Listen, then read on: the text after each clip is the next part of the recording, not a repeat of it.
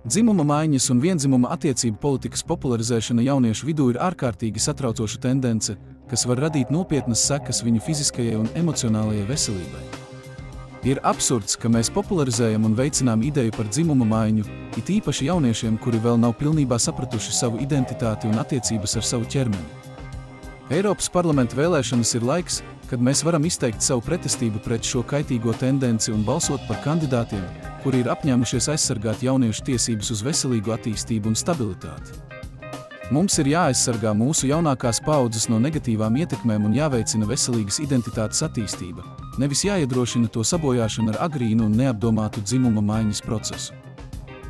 Sveiki, mani sauc Mārtiņš Ate un esmu deputāta kandidāts no Tauta Zeme valsts saraksta numur 13 Eiropas parlamenta vēlēšanās. Mūsu balsis ir svarīgas. Tikai kopā mēs varam panākt, ka Latvija zied Eiropā, saglabājot savu unikālo identitāti un brīvību.